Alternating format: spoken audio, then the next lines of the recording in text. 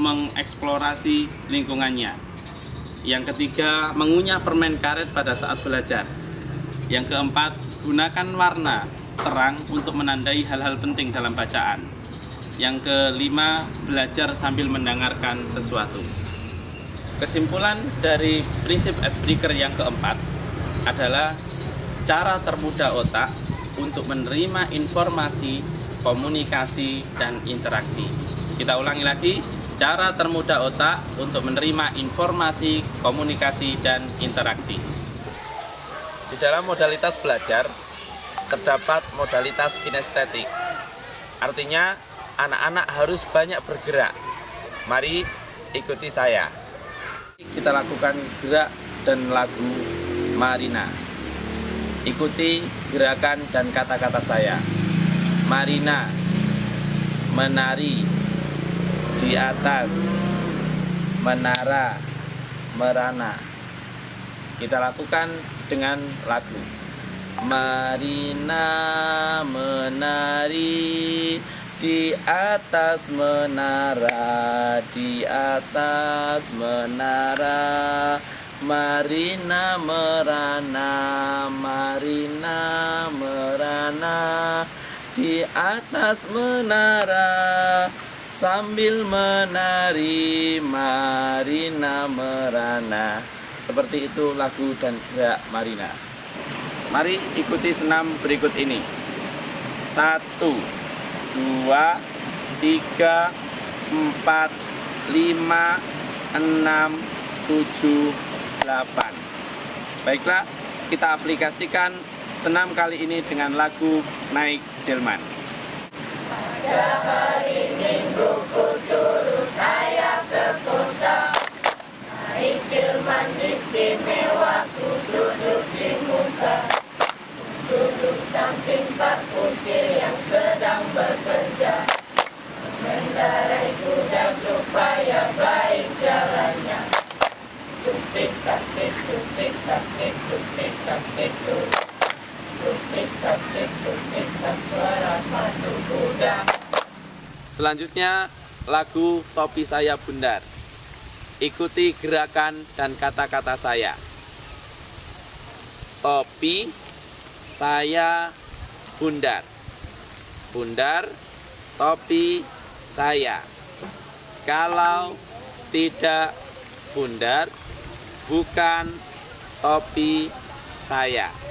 Sekarang kita nyanyikan. Topi saya bundar, bundar topi saya. Kalau tidak bundar, bukan topi saya. Tangan selanjutnya, hilangkan kata-kata topi. Mari kita nyanyikan. Saya bundar, bundar saya. Kalau tidak bundar, bukan saya. Untuk tantangan berikutnya, kata-kata topi dan kata-kata bundar dihilangkan. Saya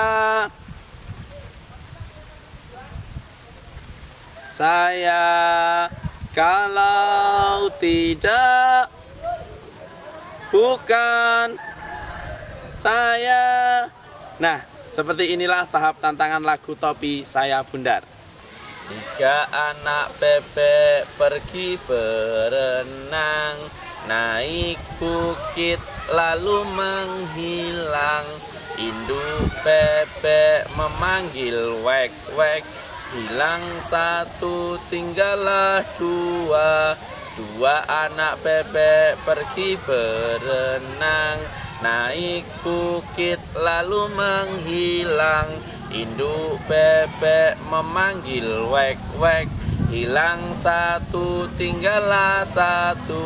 1 anak bebek pergi berenang, naik bukit lalu menghilang. Induk bebek memanggil wek wek, hilang satu tinggal induknya. Baiklah Bapak Ibu, mari kita simpulkan dari prinsip icebreaker yang pertama sampai keempat. Prinsip icebreaker yang pertama adalah penyeimbang otak kanan dan otak kiri. Prinsip icebreaker yang kedua adalah jeda pembelajaran ketika jenuh. Prinsip icebreaker yang ketiga adalah pendekatan kepada siswa. Sedangkan prinsip yang keempat adalah cara termudah otak untuk menerima informasi, komunikasi, dan interaksi. Itulah keempat prinsip icebreaker yang kita sampaikan.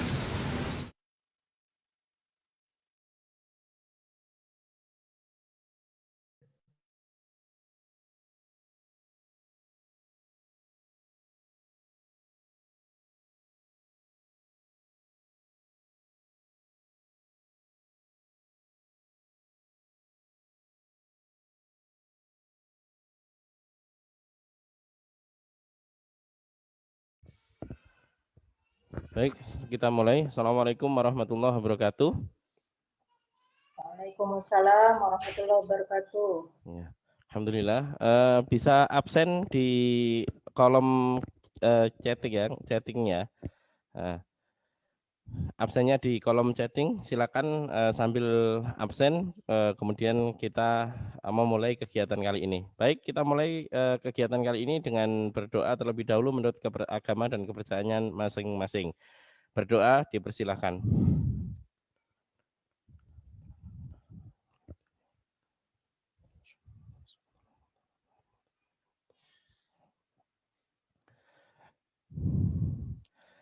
Baik, para peserta, saya sapa dulu.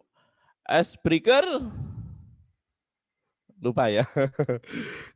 Belajar lebih menyenangkan ya.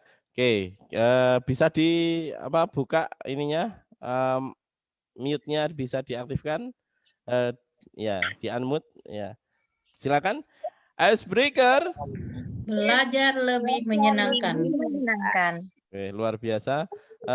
Hari ini kita akan melanjutkan materi yang tidak kalah menarik, yaitu materi tentang modalitas belajar.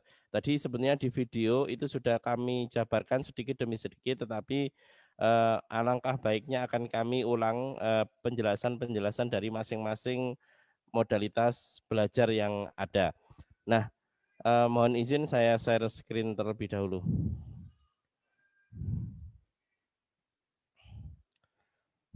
Baik, yang pertama, oke. Nah,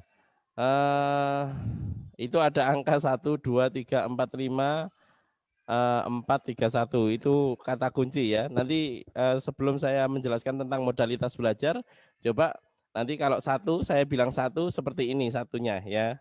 1 gitu, seperti ini. 2 seperti ini.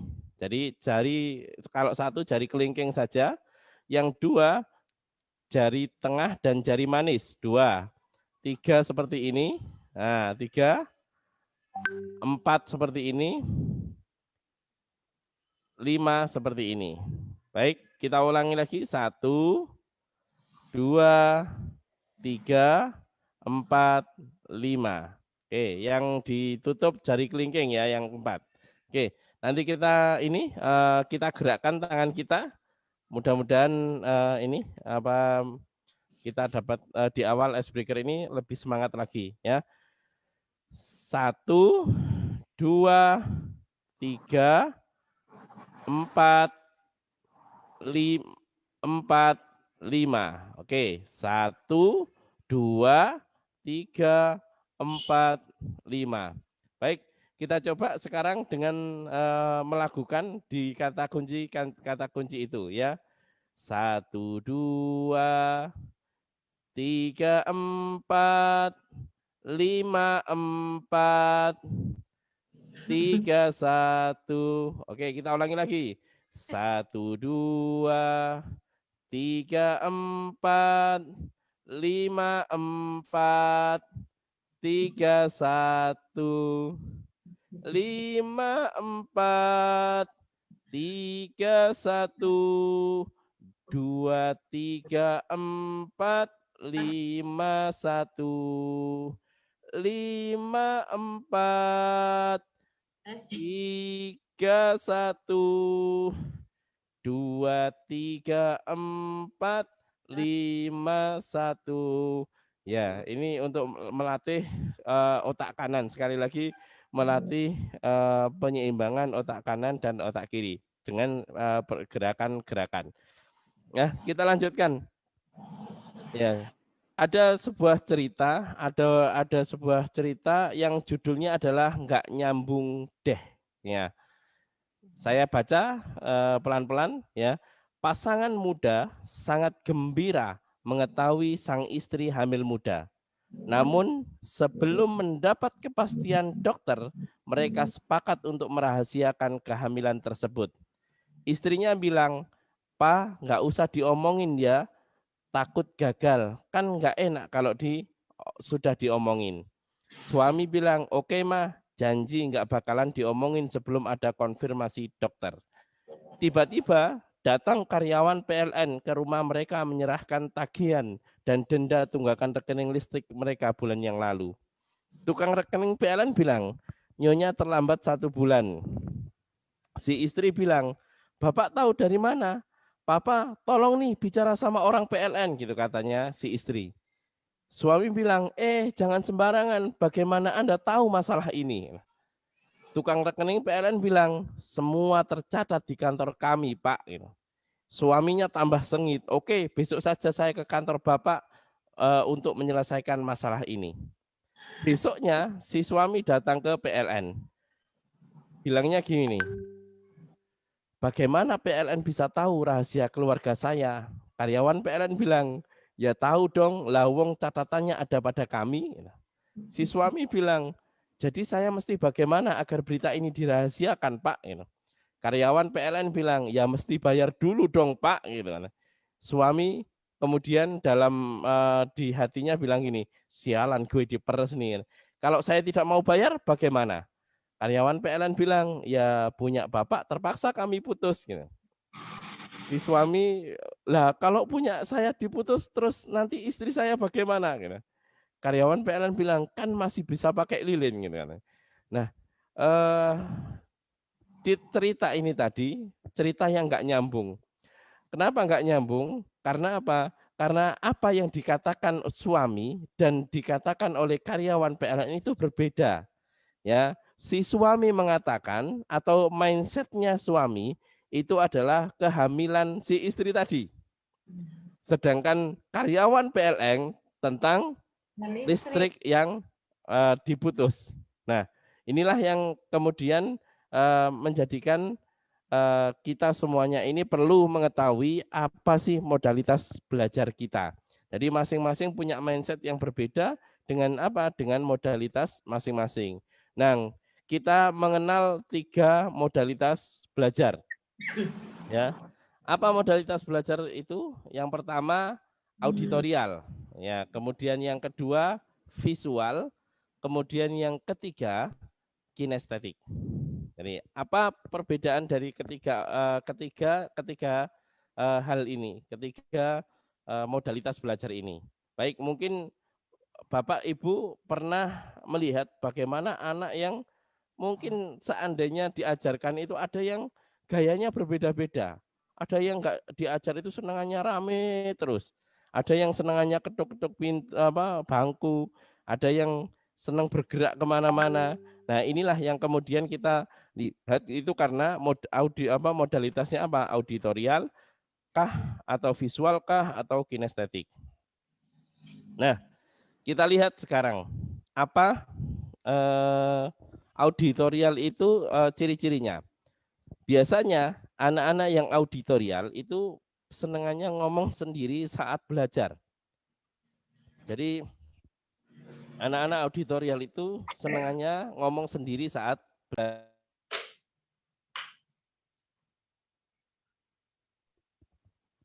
Kemudian yang kedua,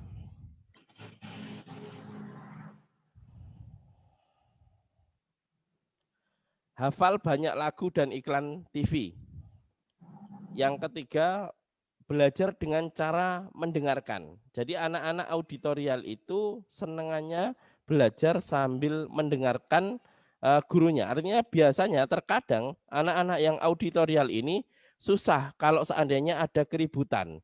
Susah kalau seandainya teman-teman yang lain rame, ya. Susah kalau seandainya di ruangan itu ada banyak orang yang belajar.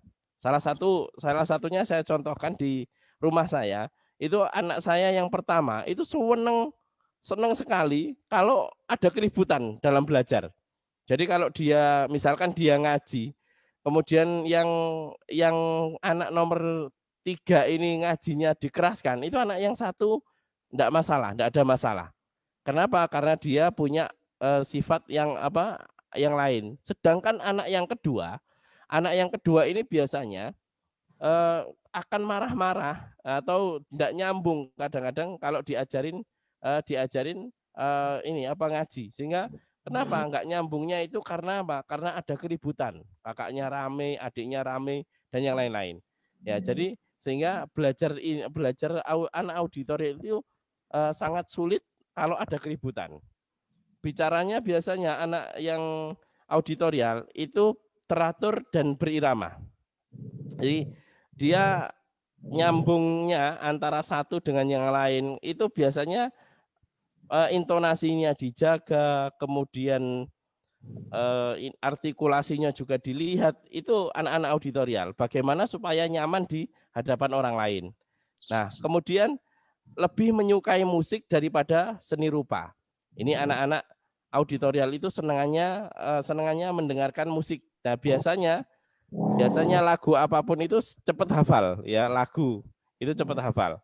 Kemudian membaca dengan suara keras. Jadi anak-anak auditorial itu cara belajarnya adalah dengan membaca dengan suara yang cukup keras. Jadi dikeraskan suaranya. Nah, itu supaya apa? Supaya telinganya atau dia mendengar apa yang dia bacakan atau dia baca tersebut. Sehingga bagaimana kalau seandainya di ruangan tidak bisa dengan suara keras, ya biasanya itu anak ini menggerakkan bibir di saat membaca.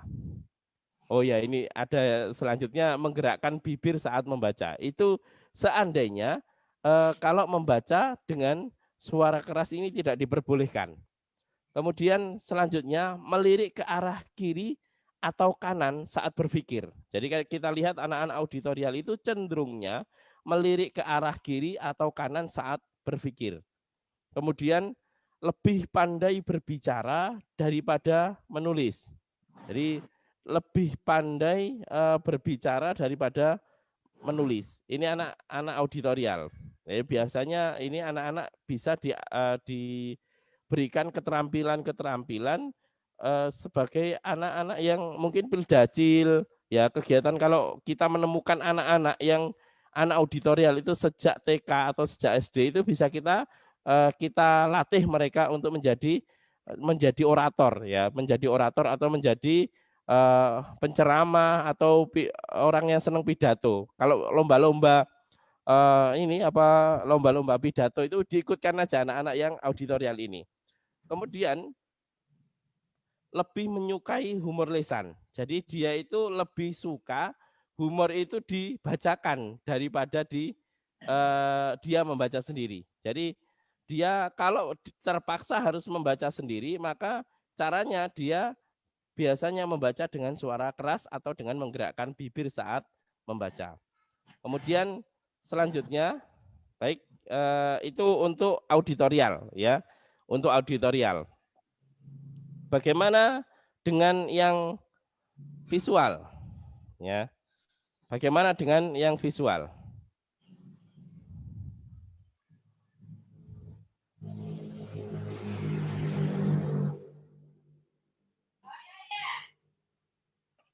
Ya, nanti insya Allah di hari terakhir materinya akan kita bagikan, ya.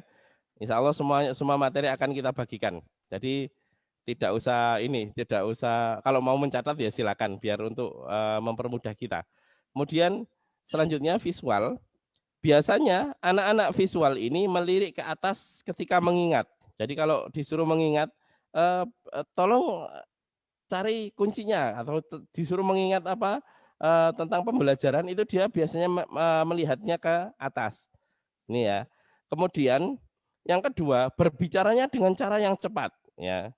Jadi kalau Bapak Ibu memperhatikan saya ini kecenderungannya ada dua, visual sama kinestetik ya, visual dan kinestetik. Kadang-kadang saya berbicaranya cukup cepat sehingga tidak bisa didengarkan.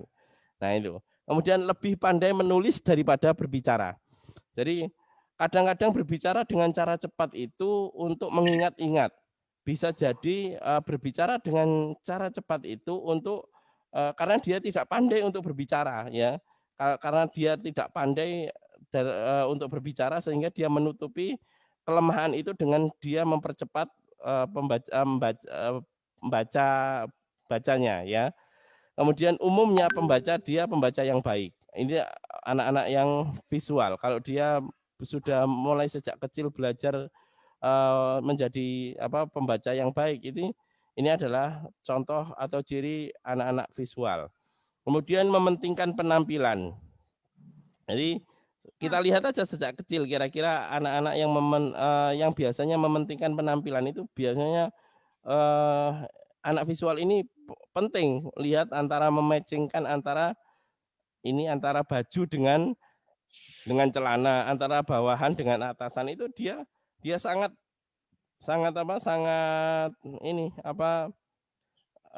teliti ya, sangat teliti di situ.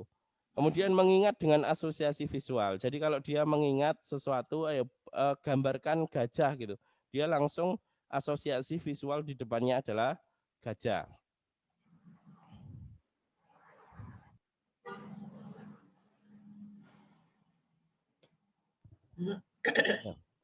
Kemudian selanjutnya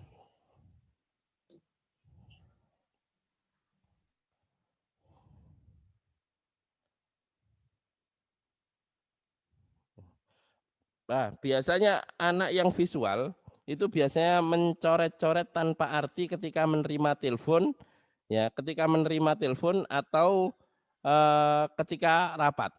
Jadi kita lihat diri kita juga ya, guru-guru ya, mungkin kita semuanya itu kita lihat kalau kita ini yang cenderung kalau ada kecenderungan ketika menelpon sambil coret-coret itu berarti kita termasuk visual ya, kecenderungan di visual. Kemudian yang selanjutnya seringkali sulit menemukan kalimat untuk ungkapkan sesuatu. Jadi dia itu susah, kadang-kadang mau ngomong apa itu susah banget gitu ya. Seringkali susah untuk mengungkapkan kalimat ya.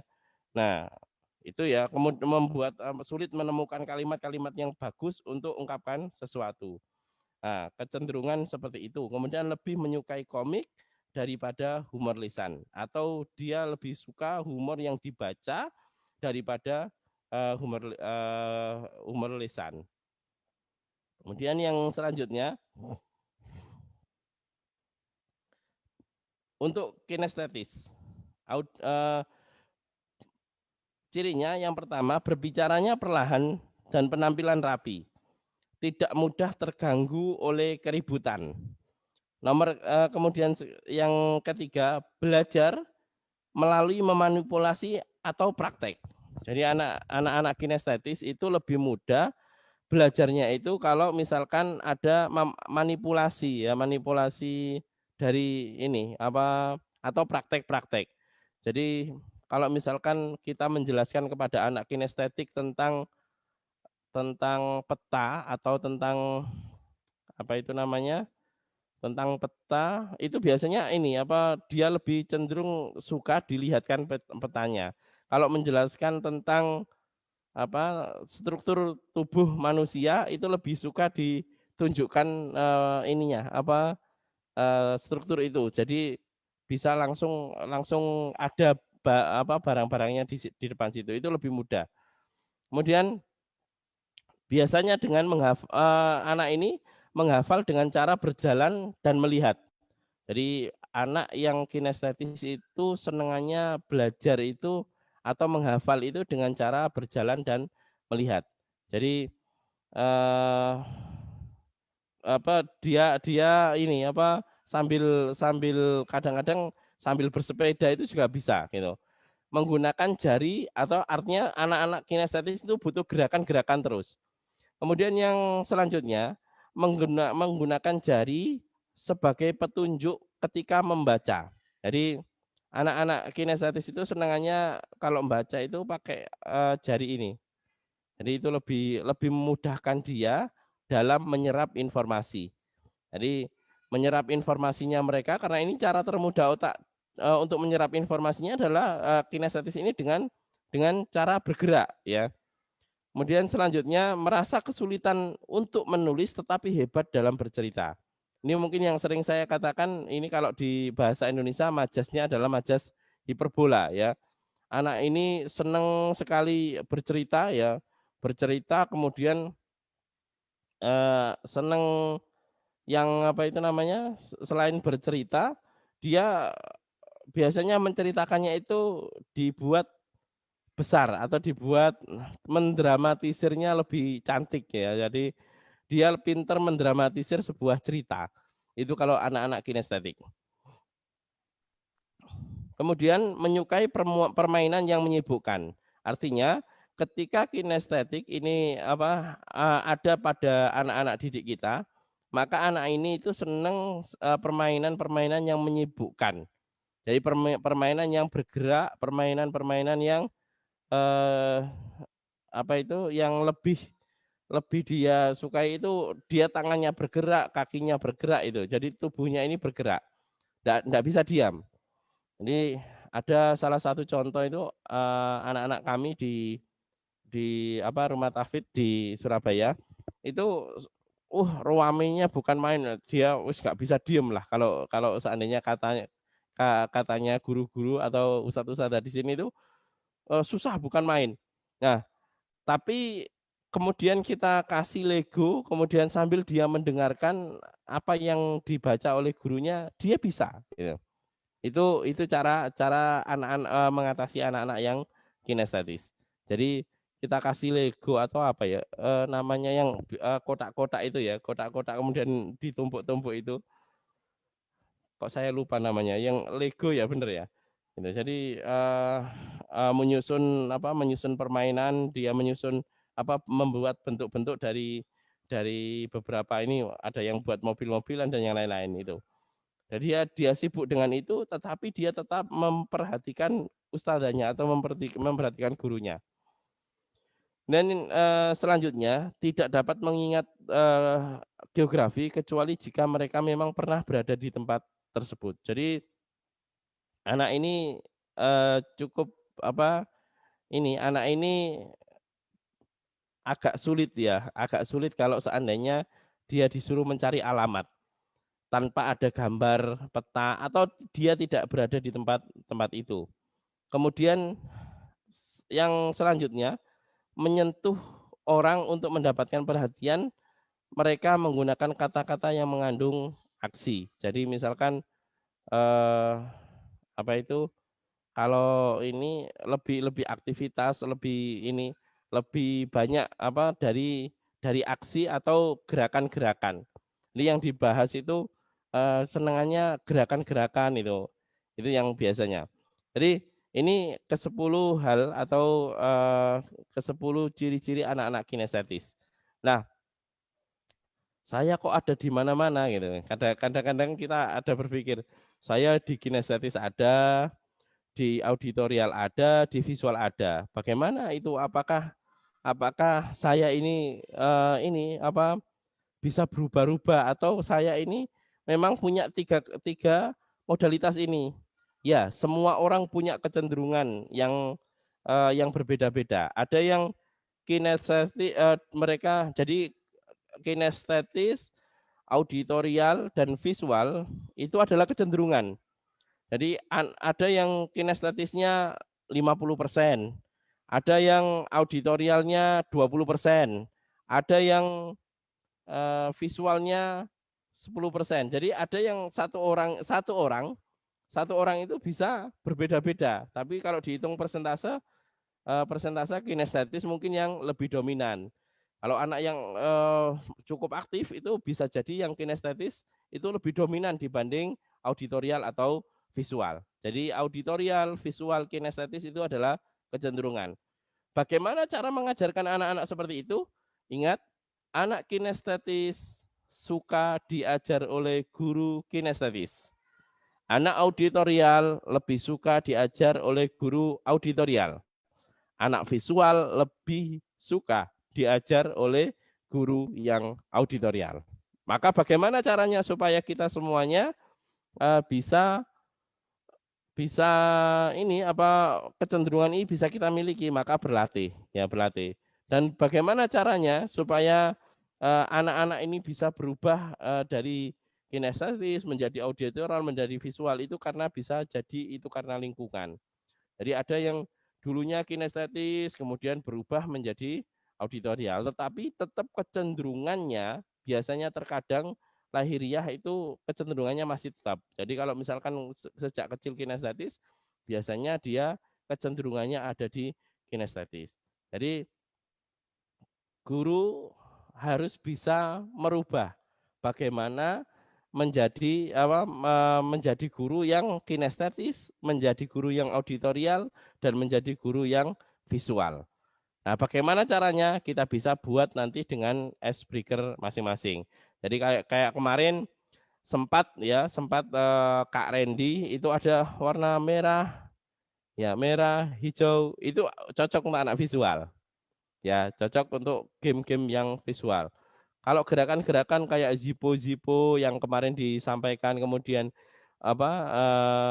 senam malaikat, kemudian senam-senam, itu anak kinestetis lebih kecenderungannya lebih suka. Kemudian anak auditorial itu biasanya dengan lagu-lagu, irama, gerakan lagu-lagu. Jadi itu yang bisa sebagai cara kita untuk menyeimbangkan cara kita untuk belajar kinestetis, auditorial, dan visual atau modalitas belajar. Apa sih modalitas belajar itu? Sebetulnya tadi sudah saya jelaskan. Modalitas belajar itu adalah cara termudah otak untuk menyerap informasi, komunikasi, dan interaksi.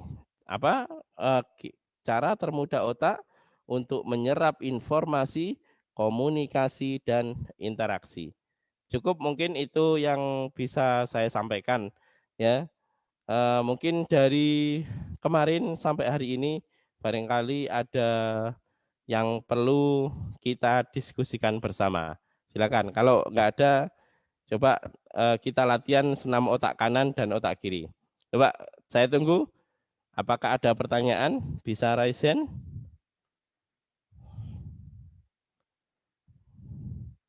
Yang ingin bertanya silakan.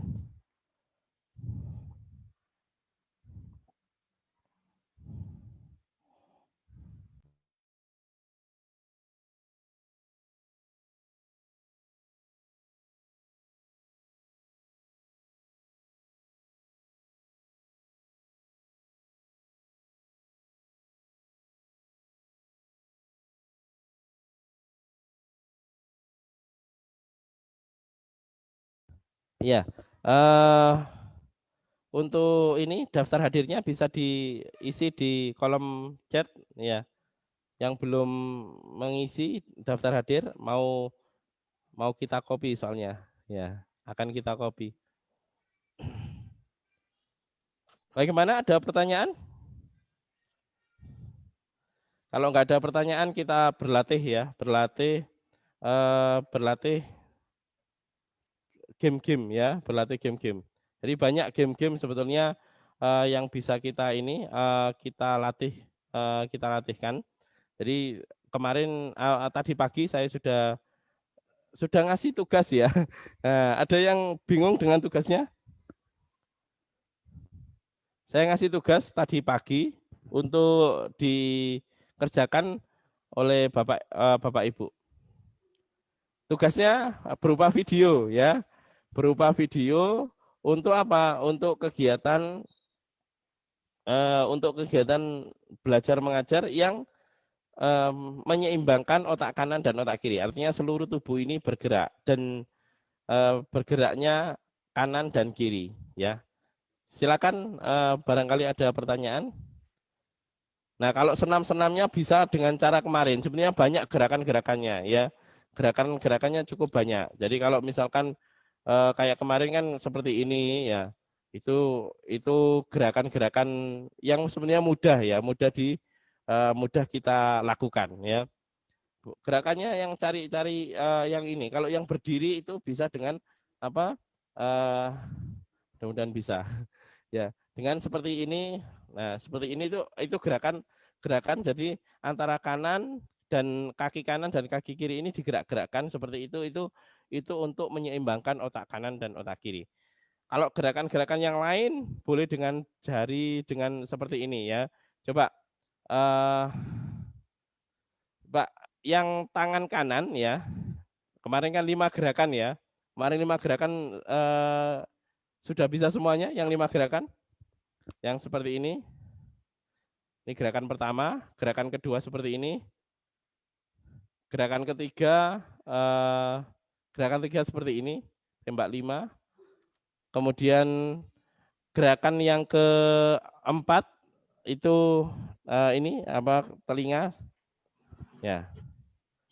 Ya itu 4 gerakan itu ya. Terus 1 gerakan lagi apa ya? Saya tambahin gerakan yang tangannya minta tolong diginikan semuanya. Ya, tangan kiri ya. Tangan kiri ke depan. Oke, tangan kanan. Tangan kanan diputar ke depan. Coba. Oke, tangan kanan diputar ke depan. Set. Tangan kanan saja, tangan kirinya tetap berdiam ya. Oke, berhenti. Sip. Tangan kiri ya, tangan kiri diputar ke belakang. Set. Ya, tangan kiri diputar belakang. Baik. Tangan kanan berhenti aja dulu ya. Tangan kanan berhenti, nggak usah ngikut ya. Tangan kiri diputar ke belakang. Oke. Siap. Tangan kanan diputar ke depan. Seperti ini. Ya. Stop.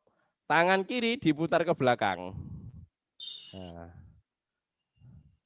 Oke. Coba kita lakukan gerakan itu bersamaan.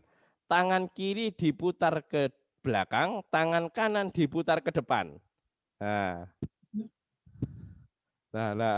nah bingung ya. Ya, tangan kiri ke belakang, tangan kanan ke depan. Ya, ada yang bingung gini-gini. Ya, oke, ingat ini ke belakang. Stop. Sekarang dibalik, yang kanan ke belakang, yang kiri ke depan. Oke, nah, oke. Oke, ada yang gini-gini aja ya. Ya, oke, luar biasa. Tepuk tangan untuk kita semuanya. Nah, oke, luar biasa. Saya mungkin ada yang perlu ditanyakan. Banyak gerakan. Kalau Bapak Ibu misalkan mau mencari di YouTube itu banyak. Ya di YouTube banyak. Langsung saya tunjukkan saja di Icebreaker Alan Albana ya. Itu bisa dicari di situ, banyak sekali game-game yang dibuat oleh beliau. Kemudian ada juga Pak Sabar. Nah, iya, Icebreaker-nya Pak Sabar itu juga banyak diputarkan di ini. Kemudian di YouTube ya. Nanti kalau misalnya ini mudah-mudahan nanti ada waktu kami mohon doanya mudah-mudahan YouTube kami yang LDKS seru itu akan kita tambahi dengan game-game yang lain. Karena kemarin masih kita buat untuk kegiatan-kegiatan pelatihan saja. Dan insya Allah akan kita buat lagi sebanyak-banyaknya untuk menambah perbendaraan Icebreaker untuk Bapak dan Ibu yang ada di sekolahan. Jadi jangan lupa like dan subscribe-nya ya. Oke, itu ya. Oke, mungkin itu ada yang perlu ditanyakan. Atau boleh bertanya tentang yang otak kanan dan otak kiri tadi pagi ya. Boleh raise hand ya. Oke. Ya Bu Alvita boleh di ini boleh kalau misalkan ada pertanyaan silakan. Langsung aja ya Pak. Ya. Kalau tadi kan banyak latihan gerakan tangan gitu kan. Kalau misalnya kita susah gitu kayak tadi kan susah, gitu kan. Artinya otak kanan dan kiri kita tidak seimbang ya Pak ya. Ya. Oh gitu ya. Itu aja pertanyaannya. Iya itu aja. Ya. Gini. Memang untuk semuanya juga model pendidikan atau model pembelajaran di Indonesia itu hampir ke semuanya itu arahnya menuju ke otak kiri ya. Jadi semakin kita tingkatnya semakin tinggi itu sebetulnya kita malah justru jenjang kita itu semakin ke kiri ya. Maksudnya otak kiri yang lebih dominan. Ya, harusnya diseimbangkan antara otak kanan dan otak kiri. Mohon maaf ya kalau kita mau boleh saya ulas lagi yang otak kanan dan otak kirinya? Ya, saya ulas lagi ya yang otak kanan dan otak kiri.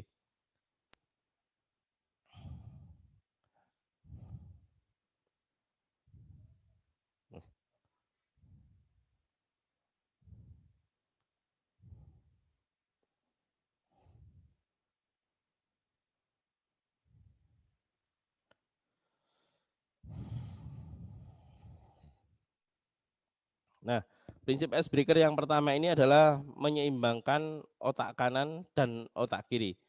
Ya, baik nanti Ibu Imi Suci Rohyani ya untuk pertanyaan selanjutnya nanti bisa disampaikan.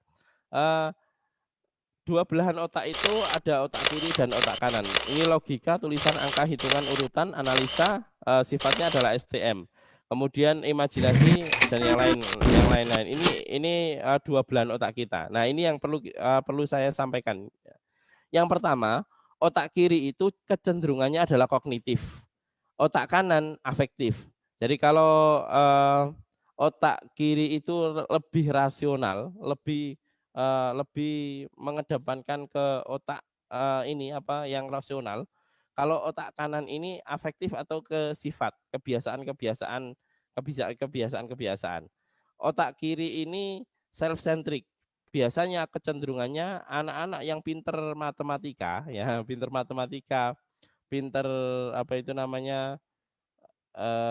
bidang-bidang fisika atau yang lain. Nah, ini biasanya kecenderungannya self-centric. Nah, self-centric itu dia cenderung fokus pada dirinya sendiri. Sedangkan otak kanan itu other-centric. Dia jiwa sosialnya lebih tinggi dibanding otak kiri. Kemudian otak kiri ini berpikirnya realistis. Tidak menggunakan perasaan, tidak menggunakan imajinasi ya. Kalau dia lebih fokus di hal yang real. Ya, contohnya kalau kemarin saya contohkan 1 + 1 sama dengan 2 itu kalau otak kiri. Otak kanan 1 + 1 bisa jadi 2000. Loh kok bisa gitu? Bisa karena apa? Satu pisang goreng dengan satu tempe mendoan itu harganya katanya 2.000. Atau 3 kali 4 kalau kita tanya ke tukang foto biasanya jawabannya 1.000. Padahal otak kiri mengatakan 3 kali 4 adalah 12. Kemudian otak kiri ini fokus, ya fokus. Kemudian linier. Nah kalau otak kanan ini bisa lebih lebih cenderung lebih luas, lebih banyak yang dia kerjakan. Ya contoh, mohon maaf kalau antara laki-laki dengan perempuan mungkin otak kirinya laki-laki lebih dominan, otak kanan perempuan lebih dominan. Contoh itu kalau masak saja kita lihat orang perempuan bisa masak goreng sambil bawang ya, ngiris-ngiris bawang sambil itu motongin tempe, sambil goreng, sambil masak yang lain. Itu kalau yang perempuan ya. Orang perempuan cenderung seperti itu, masaknya bisa dia mengerjakan banyak hal.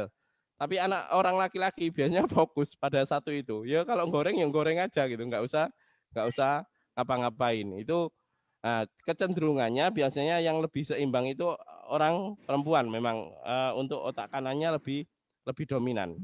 Nah, biasanya otak kiri terencana, ya anti spontan. Ya otak kanan tak terencana atau biasanya otak kanan itu spontan. Kalau bahasa Jawanya tiba-tiba ada, ujuk-ujuk ada gitu ya, atau tiba-tiba ada. Nah, untuk membedakan antara motorik kanan, motorik kiri, ya jadi otak kiri itu motoriknya kanan, tubuh sebelah kanan itu kalau kita lebih dominan, ya lebih dominan, berarti otak kiri lebih dominan. Kalau tubuh sebelah kiri, maka otak kanan lebih dominan. Itu artinya anak-anak orang-orang kidal itu biasanya otak kanannya lebih dominan. Tetapi tidak seperti itu juga, artinya itu kita bisa ngerubah dengan entah itu dengan senam, entah dengan kebiasaan. Contoh misalkan 10 ditambah kalau ini otak kanan itu biasanya maunya membantu aja. Jadi kalau ada uang di dompetnya itu ada 10.000, 50.000 sampai 100.000 itu biasanya otak kanan itu milih yang 50 atau yang 100.000 untuk dia infakkan atau dia sedekahkan. Contohnya itu.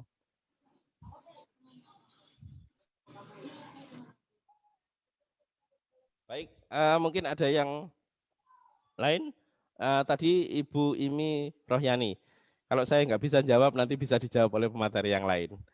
Oke, silakan Ibu. Terima kasih Pak, materinya sangat bagus sekali.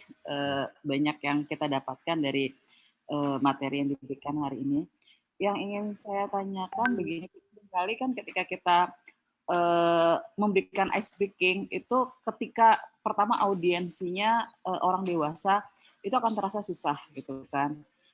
Sehingga kadang kan audiens itu mempengaruhi kita juga sebagai pemateri. Ketika audiens kurang respon terhadap ice breaking yang kita berikan, bisa jadi karena audiensi pernah mengalami pernah melalui proses ice breaking yang kita berikan seperti itu, sehingga kadang kesannya garing gitu kan. Jadi bagaimana mengatasi kondisi seperti ini, jangan sampai ice breaking kita itu jadi terasa garing, kemudian audiensi tidak tertarik mengikutinya gitu. Bagaimana mengatasi kondisi-kondisi seperti ini? Ya. Baik, terima kasih Ibu Imi. Ya, jadi memang ini kebiasaan. Ya, jadi pembiasaan kita dalam memberikan icebreaker. Kalau bisa, memang kita perbendaraan icebreaker kita memang lebih banyak. Kemudian gerakan-gerakan tubuh kita, kemudian ini memang harus kita atur. Ya, jadi perbendaraan icebreaker banyak. Silakan nanti dipelajari. Selama ini sih kami ketika memberikan materi membedakan antara bagaimana icebreaker untuk anak-anak dan untuk orang tua. Jadi kadang itu kan kalau ada pelatihan-pelatihan di perusahaan itu biasanya rata-rata mereka mintanya ada game-game icebreaker. Kalau kami kebetulan banyak yang saya, Mas Randy sama Mas Zulmi ini banyak memberikan materi di guru-guru dan di perusahaan biasanya dan wali murid. Nah, ini rata-rata kita harus perbendaraan yang banyak. Jadi membuat icebreaker yang banyak tidak hanya membuat, tetapi bisa kita ini membuat adopsi ya, atau biasanya kita kenal ATM ya, amati tiru modifikasi ya. Jadi itu perbanyak itu ya, perbanyak itu. Saya rasa kalau kita membawakannya baik, membawakannya misalkan dibantu dengan musik, dibantu dengan gerakan-gerakan, insya Allah akan senang. Ya, biasanya icebreaker itu digunakan pencairan suasana, ya pencairan suasana yang biasanya kadang-kadang kalau seminar lagi boring atau lagi banyak yang ngantuk, itu biasanya kita gunakan icebreaker. Jadi tinggal perbendaraan ice breaker aja dibanyakin, modifikasi itu insya Allah akan bisa membuat kita ini lebih disukai ketika memberikan ice breaker. Ada juga kalau misalkan, oh kok kayaknya saya ini kurang sip kalau memberikan ice breaker gitu. Nah biasanya itu bawa asisten yang memang canggih di ice breakernya. Gitu. Contoh saya kalau diundang kemana-mana gitu, biasanya ngajak Mas Zulmi atau Mas Randy karena perbendaraannya lebih banyak daripada icebreaker saya dengan Mas Randy. Ya, jadi itu yang lebih ini. Jadi perbendaraan diperbanyak, kemudian amati, tiru dan modifikasi. Kalau bisa cari icebreaker yang kemungkinan tidak pernah mereka lakukan. Tuh. Biasanya Mas Randy itu punya banyak, ya punya banyak cara-cara seperti itu. Ya. Satu lagi, misalnya ada nggak misalnya kriteria icebreaker untuk orang dewasa sama anak-anak gitu kan banyak banget nih icebreaker. Jadi kita maksudnya bagaimana membedakan bahwa ini cocoknya untuk orang dewasa dan ini cocok untuk anak-anak. Apa yang kita mesti gunakan sebagai kriterianya? Ini aja dilihat dari ini cocok untuk anak-anak itu biasanya banyak dengan gerakan-gerakan.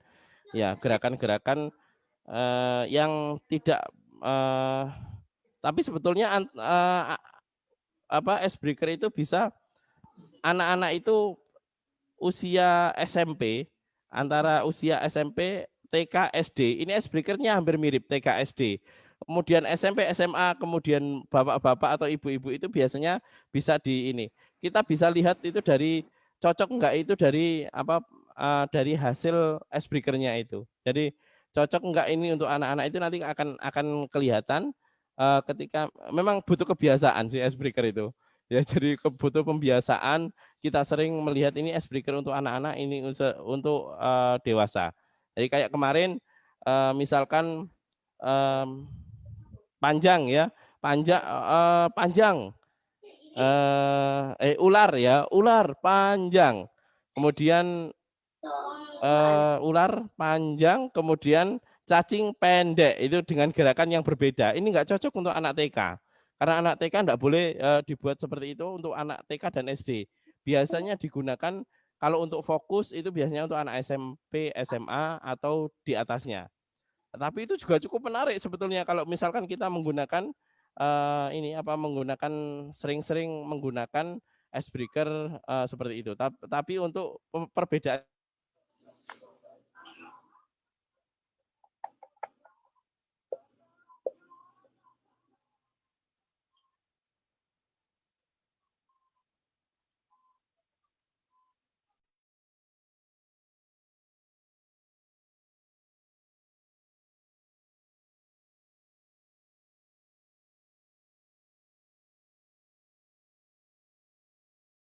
icebreaker itu baik untuk anak-anak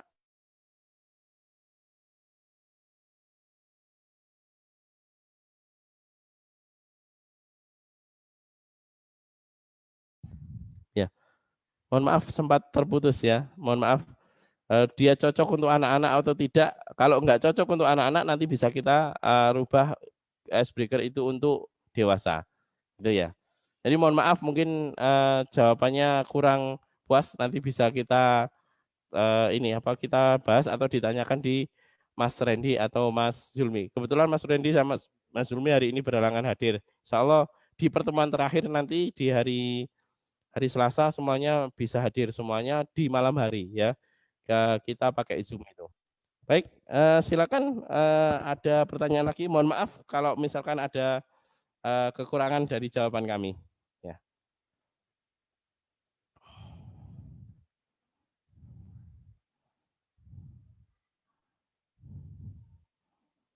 Ada pertanyaan lagi?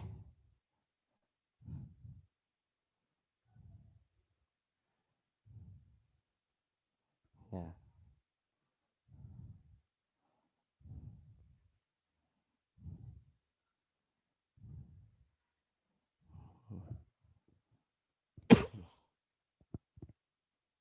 Nah, permainan-permainan ini yang saya katakan yang tadi itu ada perubahan pendekatan kepada siswa.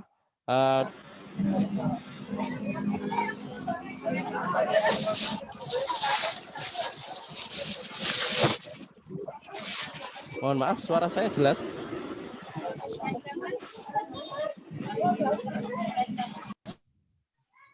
Mohon maaf. Jelas, Apakah suara saya jelas? jelas. Oh ya, mohon maaf. Pendekatan kepada siswa ini maksudnya sesuaikan icebreaker itu pada apa yang kita hadapi, yang seperti yang ditanyakan oleh Ibu Imi tadi ya. Itu bagus juga. Kenapa? Karena kita harus membedakan bagaimana cara kita icebreaker dengan anak-anak atau dengan dewasa. Contoh kalau misalkan 3 door itu kalau untuk anak-anak bisa, tapi jangan sampai ada yang lain. Contoh misalkan 3 door itu kan 3 door itu 1, 2 door, 4, 5 door, kemudian 7, 8 door. Nah itu angka 3 dan kelipatannya. Ya, angka 3 dan kelipatannya harus bilang door. Nah, kalau untuk dewasa bisa ditambahi kesulitannya itu dengan angka 3 dan yang ada unsur 3-nya. Itu bilang door. Kalau untuk anak-anak yang SD mungkin agak berat. Kalau angka 3 dan angka 3 dan yang angka 3 dan kelipatan serta yang ada unsurnya. Unsur 3-nya harus bilang door itu susah. Kalau untuk anak-anak TK atau SD. Tapi kalau misalkan kita berikan kepada orang tua itu lebih tantangannya lebih besar gitu ya. Tuh. Baik, mungkin itu yang bisa kami sampaikan. Mudah-mudahan ini jangan lupa ini selalu kami tayangkan di YouTube ya, dari kegiatan kita yang berupa Zoom itu selalu kami tayangkan di YouTube, bisa dilihat lagi di YouTube kami LDKS Seru ya. Mudah-mudahan bermanfaat dan mudah-mudahan kita semuanya selalu diberikan kesehatan oleh Allah yang Maha Esa. Terima kasih. Billahi taufiq wal hidayah. Wabillahi wal inayah. Wassalamualaikum warahmatullahi wabarakatuh. Warahmatullahi wabarakatuh.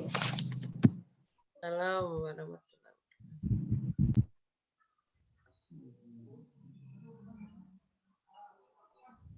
Kak ini sing ilang.